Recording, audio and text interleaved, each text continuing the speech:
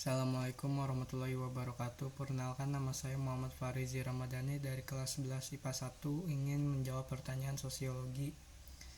Yang nomor 1, apa yang kamu ketahui tentang virus corona? Virus corona adalah penyakit menular yang disebabkan oleh virus corona yang baru-baru ini ditemukan.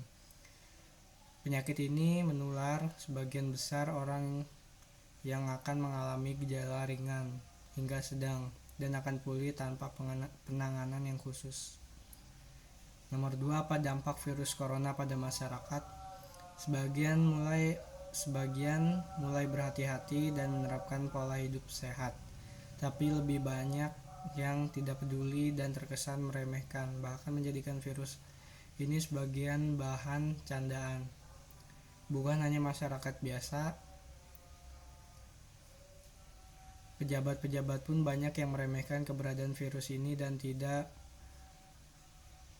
melakukan persiapan maupun antisipasi munculnya wabah di Indonesia ini.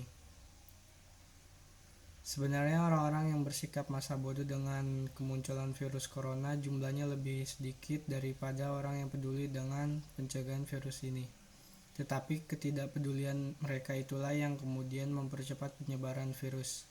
Orang-orang yang dalam kelompok ini biasanya adalah orang-orang yang merasa dirinya kebal, orang yang menganggap bahwa sains tidak sepenuhnya benar. Untuk mengurangi kecemasan di masyarakat, sudah sepatutnya kita melakukan berbagai hal untuk meningkatkan optimisme masyarakat di tengah pandemi ini.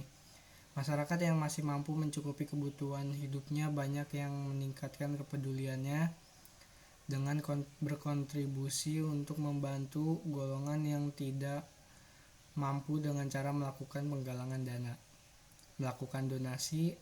Ada juga kelompok-kelompok lain yang membantu menjahit APD untuk tenaga kesehatan serta memproduksi masker dalam jumlah besar untuk dibagikan kepada orang-orang yang masih harus bekerja di luar. Mereka melakukan penimbunan adalah untuk berjaga-jaga, tetapi mereka malah terdorong untuk membeli barang-barang yang tidak diperlukan. Maksud dari penimbunan ini adalah orang-orang yang berbelanja seperti di minimarket yang secara berlebihan. Padahal tindakan seperti itu akan merugikan kelompok masyarakat lain yang tidak mampu untuk berbelanja dalam skala besar sehingga mereka akan kesulitan untuk memenuhi kebutuhan hidupnya.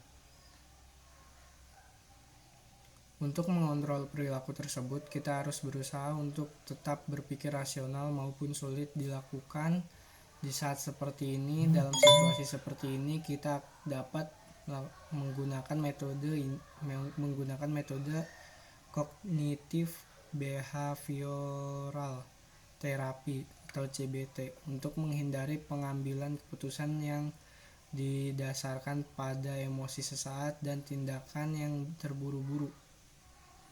Metode ini dapat membantu kita untuk meningkatkan kemampuan mengatur emosi, membantu kita untuk tidak terjebak dalam pemikiran yang salah, dan mengembangkan kemampuan kita dalam memecahkan suatu masalah. Contoh aplikasi metode ini dapat kita terapkan untuk menghindari panic buying dengan cara membuat daftar barang yang memang kita perlukan untuk bertahan hidup selama 2-3 minggu ke depan. Pertanyaan ketiga, apa pendapatmu tentang work from home dan pembelajaran jarak jauh atau daring? Jawabannya, dengan adanya work from home atau WFA, kita mempermudah pekerjaan kita karena kita bisa bekerja sambil santai tanpa harus terburu-buru. Tapi sisi negatifnya adalah kurang efisien dalam kinerja work from home karena tidak tatap muka secara langsung. Dengan adanya pembelajaran online atau daring, kita dapat mengerjakan soal dengan mudah dengan melihat jawaban ke internet, dan siswa dapat diawasi oleh orang tua secara langsung. Soal nomor 4, solusi atau saran ke depannya untuk siswa tentang pembelajaran jarak jauh atau daring.